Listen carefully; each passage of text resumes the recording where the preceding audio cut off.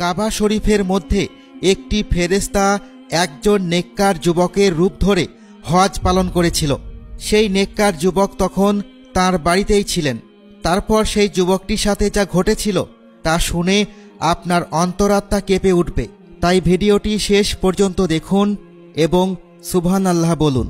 ইরাকের এক গ্রামে একজন নেককার লোক বাস করত। তার মনে নিয়ত ছিল তিনি হজ পালন করবেন, আর হজ পালনের জন্য তিনি অনেক কষ্ট করে অর্থ জোগাড় করেছিল। তিনি অনেক পরিশ্রম করেছিলেন এবং পরিশ্রম করার পর তিনি হজে যাওয়ার জন্য পর্যাপ্ত পরিমাণে অর্থ জোগাড় করতে সক্ষম হয়েছিল। তখনকার সময় সকলেই একত্রিত হয়ে একটি কাফেলা আকারে হজে যেত। যখন লোকটি অর্থ জোগাড় করে ফেলেছিল তখন তিনিও সেই কাফেলায় করে হজে যাওয়ার জন্য নিয়ত করল। এরপর সেই দিনটি আসলো যেদিন তার বাড়ি থেকে বের হওয়ার কথা ছিল। সেই ব্যক্তিটি তার পরিবারের সদস্যদের কাছ থেকে হজে যাওয়ার জন্য বিদায় নিয়ে নিল। তার পরিবারের সদস্যরাও অশ্রুসিক্ত হয়ে সেই যুবকটিকে হজে যাওয়ার জন্য বিদায় দিল। যুবকটিও ঘর থেকে কাফেলার সাথে হজে যাওয়ার উদ্দেশ্যে বেরিয়ে পড়ল।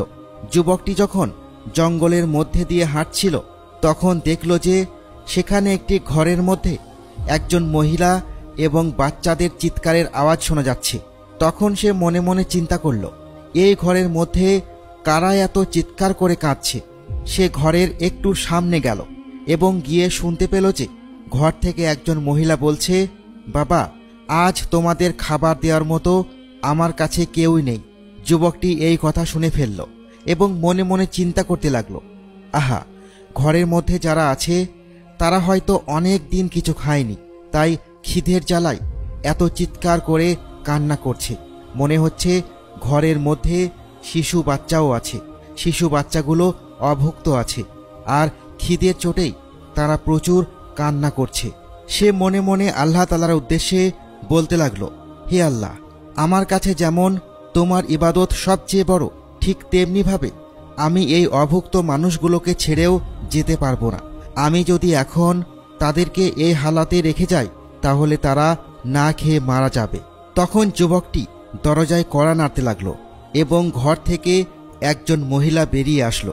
তখন সেই যুবকটি সেই মহিলাকে একটি ব্যাগ দিয়ে মহিলার উদ্দেশ্যে বলতে লাগলো, এই নিন, এই ব্যাগের মধ্যে যা কিছু অর্থ রয়েছে আপনি এই অর্থগুলো দিয়ে খাবার কিনবেন এবং আপনি নিজে খাবেন আর আপনার বাচ্চাদেরকে খাওয়াবেন। তখন মহিলাটি কান্না করে দিল এবং সে যুবককে বলতে লাগলো, আমার স্বামী মারা গিয়েছে আজ 2 দিন হলো এবং আমার সন্তানরা অভুক্ত অবস্থায় রয়েছে। আপনার এই দান আমি কখনো ভুলব না। আল্লাহ আপনার ভালো করুক। এরপর যুবকটি সেই স্থান থেকে চলে আসলো এবং সে মনে মনে চিন্তা করতে লাগলো, আমি তো হজ করতে পারিনি। এখন বাড়িতে যদি আমি হজ না করেই ফিরে যাই তাহলে অনেক প্রশ্নের সম্মুখীন হতে হবে, কারণ আমি তো হজ করতে পারিনি। আমার হজের সকল অর্থ ওই মহিলাটিকে দিয়ে দিয়েছি।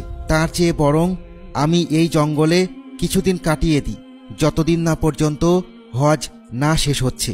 যখনই হজ শেষ হবে তখন আমি হজের কাফেলার সাথে ফিরে যাব বাড়িতে। তখন সবাই ভাববে আমি হজ করেছি।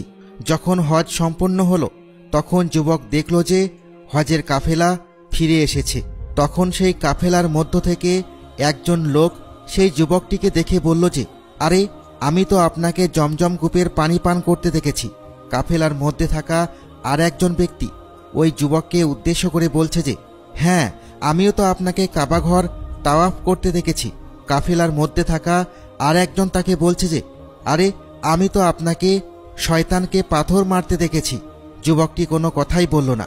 সে মনে মনে চিন্তা করল, আরে, আমি তো হজ করতেই যাইনি, তাহলে তারা কিভাবে আমার উপস্থিতি হজের মধ্যে দেখল।